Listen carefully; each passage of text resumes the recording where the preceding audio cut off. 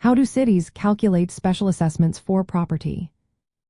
Imagine a city deciding how to pay for a new sidewalk or street upgrade. They don't just guess. They follow a clear process to figure out who pays what. First, the city identifies the project, like fixing roads or installing new utilities. They estimate the total cost, including construction and sometimes interest if bonds are used. This helps them know the full amount needed. Next, they find out which properties benefit from the project. Only properties that get a direct advantage are assessed. For example, homes along a street that is being repaved will be considered. Properties farther away that don't benefit won't be included. Then, the city chooses a way to split the costs. Common methods include assessing by the size of the property's frontage along the street, called front footage. If a property has 50 feet of street frontage and the total project costs $100,000, the cost per foot might be $100. So, that property would pay 50 times $100, which is $5,000.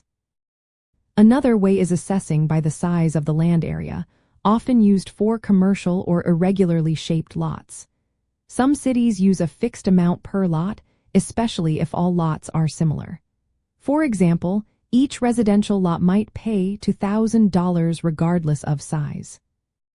Once the method is chosen, the city calculates each property's share. They multiply the cost per unit, like per foot or per lot, by the property's measurements. This gives each owner their specific assessment.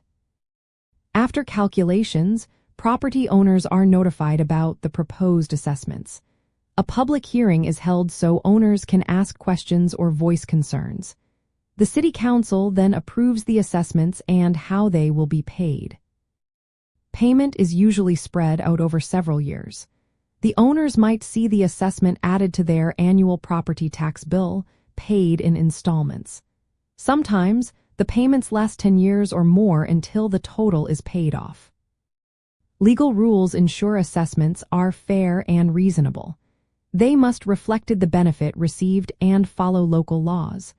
The city has some discretion but must justify their choices.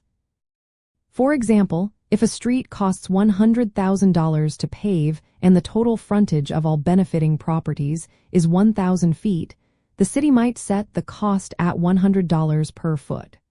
A property with 50 feet of frontage would pay $5,000. This amount could be paid over 10 years as part of the property tax. In summary, cities figure out special assessments by first identifying the project and its costs, then choosing a fair way to split those costs among the properties that benefit, and finally making sure the process is transparent and legal.